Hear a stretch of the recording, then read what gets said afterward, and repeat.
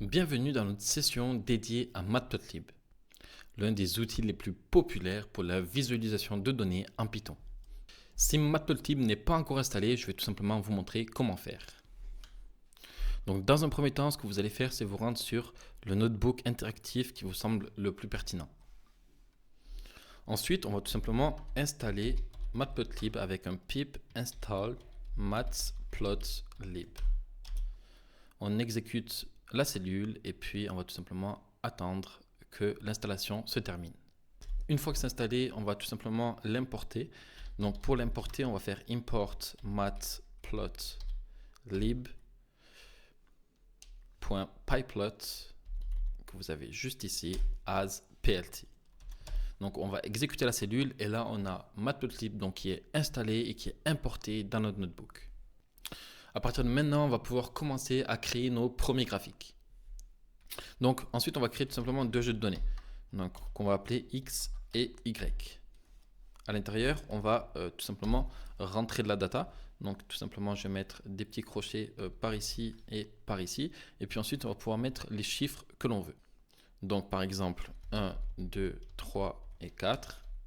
Et sur le Y, 10, on va changer un petit peu pour pas reprendre exactement pareil. Donc on va faire 25, 30 et 48. Voilà, tout simplement. Donc là, on a deux variables avec deux listes de données. Donc ensuite, on va commencer à se servir de Matplotlib pour créer une visualisation. Donc ce qu'on va faire dans un premier temps, c'est plt.plot. Donc on se sert de la librairie sur X et Y. Et puis ensuite, on va tout simplement afficher ce plot, donc plt.show. Donc on va tout simplement pouvoir exécuter cette cellule. Et donc une fois exécuté, on peut tout simplement voir notre première visualisation de données. Donc sur l'axe des abscisses, on retrouve notre jeu de données qu'on avait sur X. Et sur l'axe des ordonnées, on retrouve tout simplement notre jeu de données qu'on avait sur Y. Donc ce qu'on va faire maintenant, c'est tout simplement améliorer notre visualisation.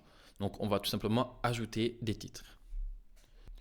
Donc pour ce faire, on va mettre tout simplement plt.title. Et donc à l'intérieur, on va renseigner le titre qu'on veut y mettre. Donc par exemple, mon premier graphique.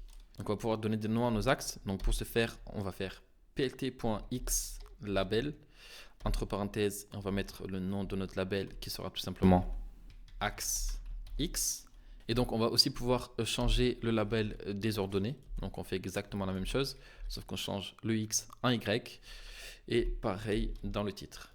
Et donc là, on va pouvoir re-exécuter notre code et on va pouvoir voir que nous avons tout simplement nos titres qui sont ajoutés sur notre graphique.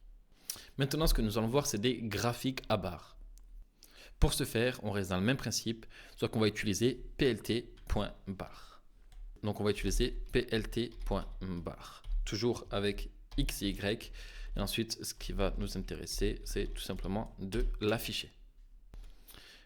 Et donc voilà. On peut retrouver maintenant notre graphique à barres qui a été créé. Matplotlib, ça permet aussi de créer des graphiques qui sont multilignes. Et donc, pour ce faire, on va créer une nouvelle série. Donc, cette nouvelle série, on va l'appeler Y2. Donc, à l'intérieur, on va mettre des chiffres qui sont à peu près aléatoires. Comme ceci. Ensuite, on va repartir sur la même base que tout à l'heure. On va faire du coup un plot avec nos deux axes et on n'oublie pas cette fois-ci de nommer le label. Donc je vais le nommer série 1. Et puis ensuite, on va faire notre deuxième ligne, donc avec la série 2 et avec la variable qu'on a créée juste avant qui est Y2. Ensuite, on va tout simplement demander à Matplotlib de nous créer le graphique et puis tout simplement de nous l'afficher. Et puis voilà, on va tout simplement avoir un graphique comme celui-ci qui est multiligne. Donc voilà pour la base, je vous ai montré la puissance et la facilité qu'a Matplotlib à créer des visualisations de données. Maintenant, si vous voulez aller encore plus loin, n'hésitez pas à consulter le support écrit, là où vous aurez beaucoup plus d'exemples de code et de ce que vous pouvez faire avec cette énorme librairie. Et voilà, maintenant je vous attends pour la section 4, on va parler de Seaborn et de la visualisation de données statistiques.